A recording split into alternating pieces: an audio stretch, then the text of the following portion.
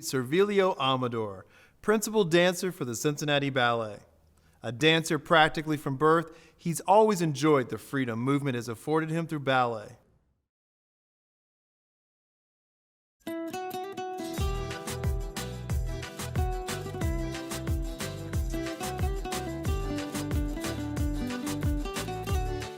I love to dance.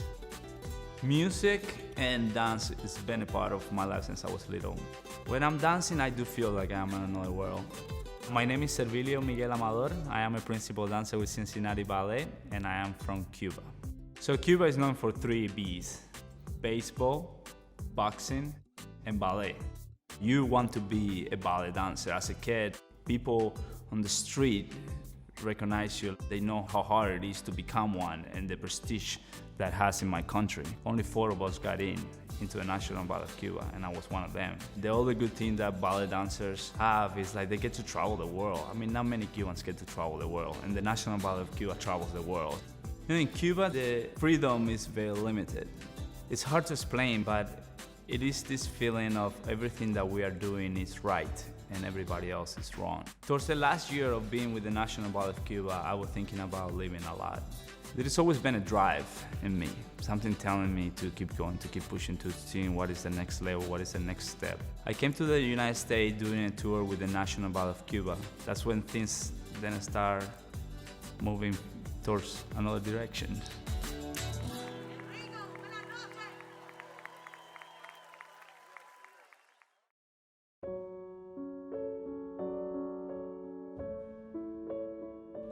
I knew that some Cuban dancers that I had defected in America had a great career, and that was my aspiration too.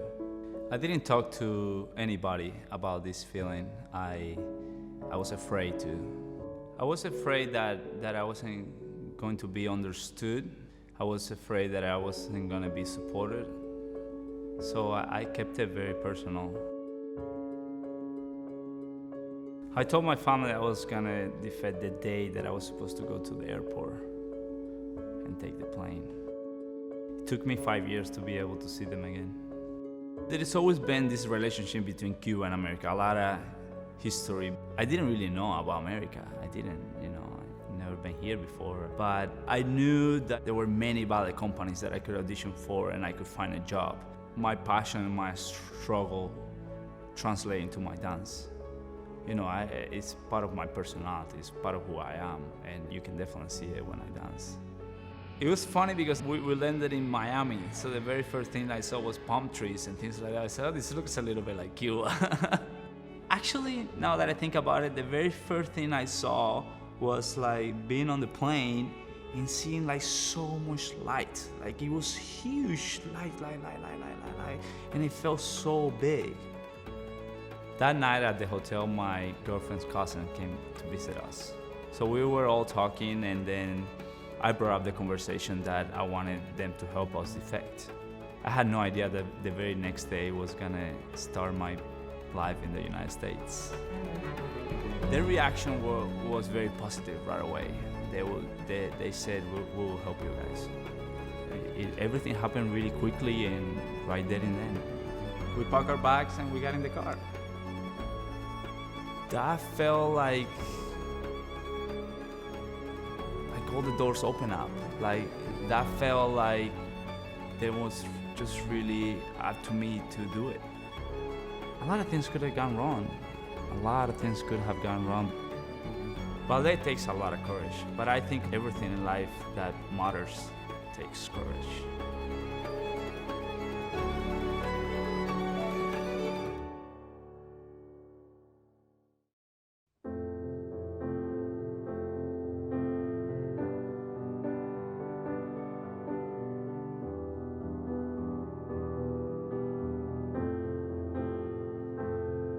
Classical ballet is very beautiful in the sense that it's a very all art form. It tells a story, it is the perfectionist, it is the interpretation of the music, it is the elegance of how you deliver every movement, how you deliver the story. Symmetry for classical ballet is everything. When we look at classical ballet, we look for lines, perfect lines. Your arms, your legs, your feet, your fingers. It's very precise, the position that you have to achieve every time you do a movement.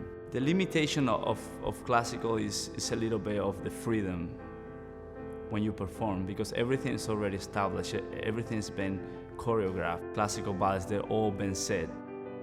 Classical ballet is the dance form that you start when you're very young. Growing up in Cuba, classical was all I did. In our country, they taught you how to think, they tell you how to live, they tell you what to like. It is very driven one way and one way only, the way they like. And on a way, classical ballet is the same way. They tell you this is the best art form. They almost teach you not to like anything else. There is only one path and one path only.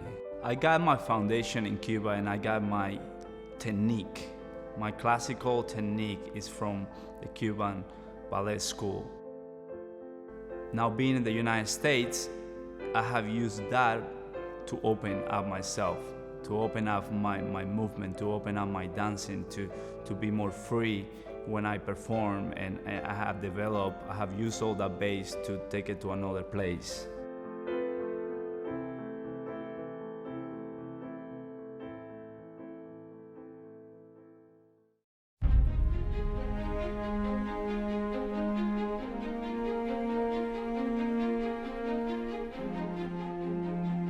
If you want to succeed in contemporary ballet, you have to open up your mind and your body and let go of what you like, let go of what you know. Contemporary work is free.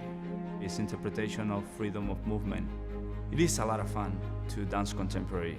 It's different. It plays differently in your mind. That freedom, that continued movement, it is a joy to do.